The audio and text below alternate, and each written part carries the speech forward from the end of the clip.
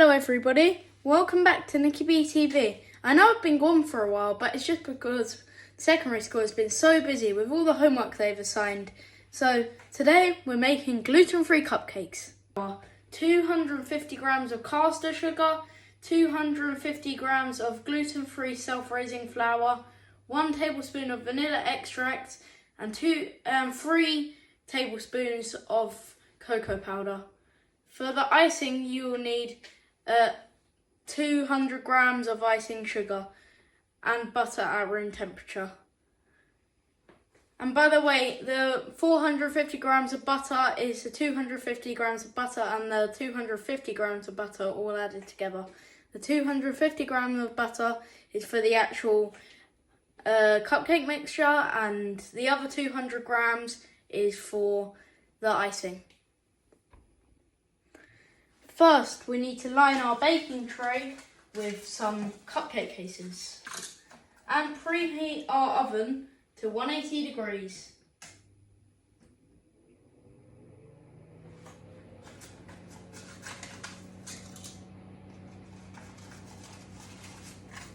I recommend about 12 cupcake cases for this because that's how many cupcake cases can fit in a cupcake case tray. And we also need to make sure they're pushed down so they're nice and even. But don't worry, the cupcake mixture will do that later anyway. Just make sure they're all aligned perfectly. Otherwise the cupcakes, they could be a bit wonky.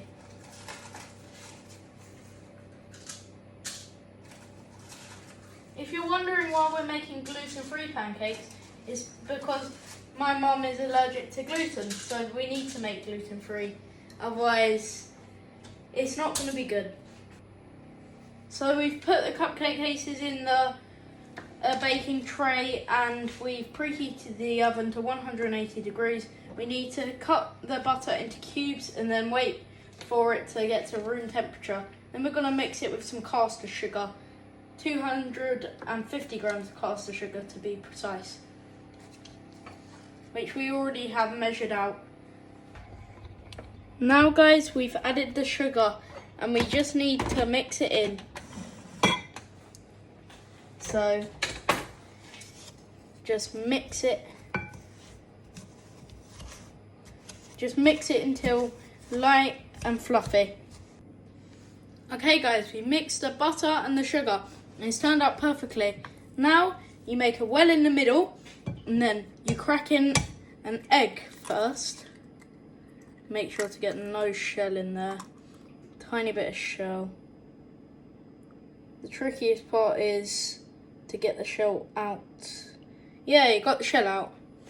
So then you put the shell in the bin. And then you wash your hands because you don't want to get egg on any of the mixing tools. Hygiene is key. Then you dry it properly because you don't want the mixture to get wet and stodgy. Then what you do, after mixing in the egg, what you need to do is you need to add a bit of egg and then you add a tiny bit of flour after it, about that much.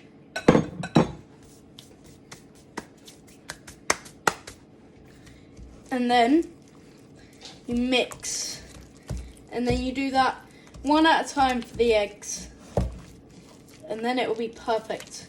I think you need to add in a little bit more flour, about a quarter each time because there's 4 eggs. That's about a quarter of the flour. Then you mix that. Don't try the mixture after you mix in the eggs because it could be highly dangerous and get you some salmonella poisoning, which is basically from eating raw food such as chicken, eggs or lamb or pork, which is basically a nasty type of food poisoning which no one wants. Okay guys, now that this is fully combined, I've added the 4 eggs and all the flour. Now you need to add 1 tablespoon of vanilla extract, if you can open it of course.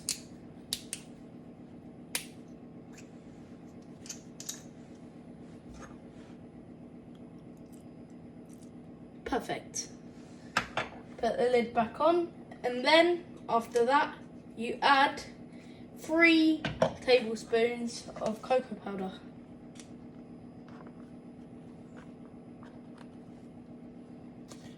One. That's about 3. That's like two heaped teaspoons, which is actually 3 teaspoons. So that is perfect. And then we put this in the sink. And then we start mixing.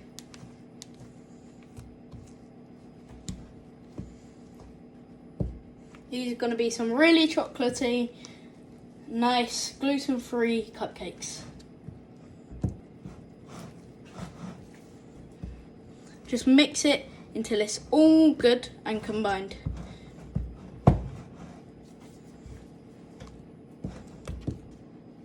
I forgot to tell you that we have some Lindt chocolate in the fridge right now that we just broke up, just because we're going to top it with it and it's going to be a really lovely cupcake.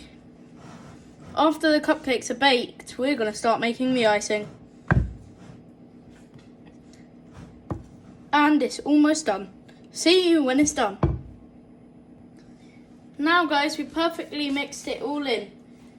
Now we're going to pour it into the ramekins. Guys, my mum's just told me to use 2 spoons for it. 1 to get the batter and 1 to scoop it off. I use a serving spoon because it's a lot quicker. But don't fill the whole serving spoon. Fill about half of it.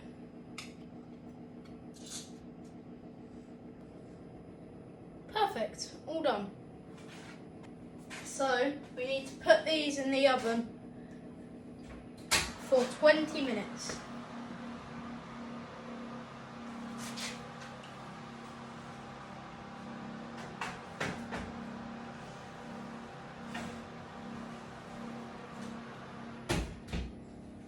Perfect. Okay guys, we put a bit much in there, so we did it for 20 minutes and we decided to put it in for an extra 10 minutes. So we're going to do the fork test now to see if it's clear. If it comes out, if the fork has no stuff on it and it comes out clear, then it's done, but if it does, then it isn't. Perfect. The clear fork. There we go. And now we're going to make the icing. Guys, we have added our butter into our icing sugar. 200 grams of butter to be precise. Now we mix it. I'll show you when it's a finished product.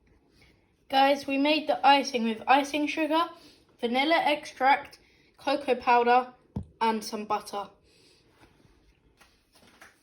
Hello guys, this is the final product. It's turned out really good.